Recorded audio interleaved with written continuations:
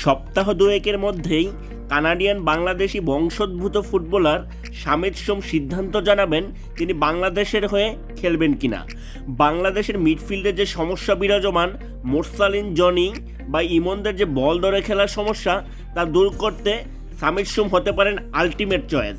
কিন্তু সমস্যা হলো, এর ইতিমধ্যেই একটি পত্রিকা প্রতিবেদন প্রকাশ করেছে যে বাংলাদেশ ফুটবল দলের খেলোয়াড়েরা ইতালীয় চতুর্থ ডিভিশনের খেলোয়াড় ফাহমিদুল ইসলামকে কটাক্ষ করেছে প্রবাসী কল্যাণ কোটা বলে। তাকে বল পাসও দেয়নি। মানে হলো ফাহমিদুলকে খেপিয়েছে।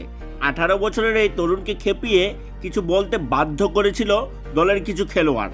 প্রতিবেদনে আরও বলা হয় যে কোচ হেভিয়ার কাবরেরারও নির্দেশনা একসময় শুনেননি এই তরুণ তুর্কি। যেটা বোঝা গেল সেটা হলো এগুলো ছিল পূর্ব পরিকল্পিত। দলে নিজেদের অবস্থান পাকাপোক্ত করার জন্য তারা ইচ্ছে করেই এই ঘটনার অবতারণ করেছে। কিন্তু যেটা সমস্যা তারা তৈরি করেছে, অনেক প্রবাসী খেলোয়াড়ের কাছে এই আচরণ ভালো বার্তা দেবে না। বাংলাদেশে থাকা তাদের আত্মীয় স্বজন বা নিউজ পেপারের মাধ্যমে তারা জেনে যাবেন দলে আসলে হচ্ছেটা কি। তারা নিরুৎসাহিত হতে পারেন। প্রবাসী খেলোয়াড়দের বেড়ে ওঠা অনুশীলন, খাদ্যাভ্যাস, ফিটনেস, পরিকল্পনা, পেশাদারিত্ব সব কিছুই বাংলাদেশ থেকে আলাদা।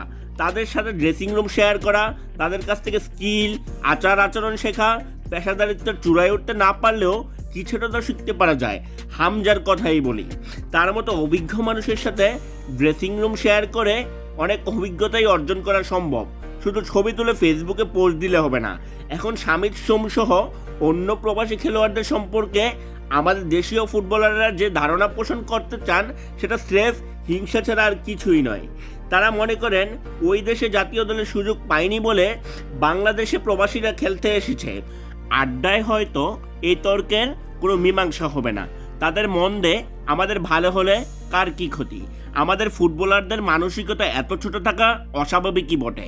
আমরা চাই বাংলাদেশে ফুটবলের 90 দশক ফিরে আসুক, ফুটবলে যৌবন ফিরে আসুক।